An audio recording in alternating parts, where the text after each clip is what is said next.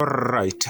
Bila shaka wapenzi watazamaji wa Kenya wenzangu, jameni, hii ni kukumbushana tu tuamke jameni, hii ni kilimo biashara. Hawa ni kuku jameni, ukiangalia sehemu hii kuku wamejengewa vizuri sana. Hii ni pipe ya maji. Kuku akigonga hapa, nimeelezwa kwamba maji inateremka yenyewe, na kuku huyu anajua kwamba hapa ndio sehemu ya kugonga ndio upate maji.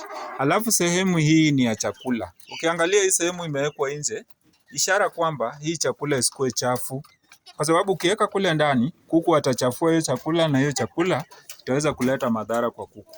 Ukiangalia ile kuku wamewekewa wire mesh, hiyo ni ishara kwamba wakati wanatoa uchafu yao inateremka pande hii, na hii uchafu tunaambiwa, unaona hata nashika, kumaanisha hii sio uchafu mbaya, hii ni mbolea my friend.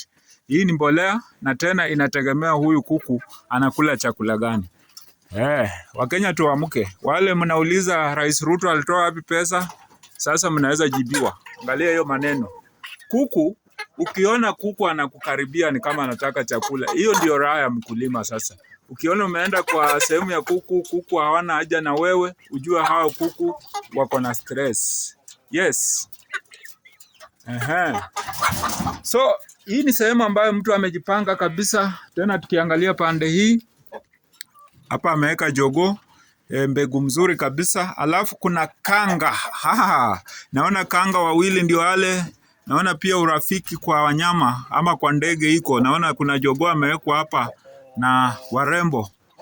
Kanga wawili wako pale, mweupe na mweusi. Jameni, Wakenya tuamke. Tuamke jameni, tuache kulia. Hii ni wakati wa kuhakikisha kwamba tunashughulika. Unaona, huyu ni mkulima amechanganya ndege wake vizuri mpaka kuna dafu. Yes, jameni wa Kenya, hii ndio ile maisha tulikuwa tunataka.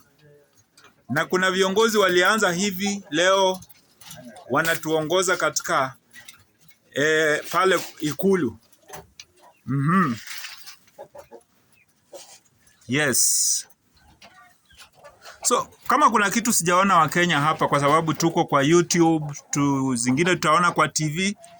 Kuna kitu sijaona mayai. Sijui kama hapa kumepangwa aje. Nitakuwa nakutana na mkulima yule ambaye anahusika na hapa, atueleze mambo ya mayai hapa, kwa sababu hatuwezi lea kuku ambao hawana faida.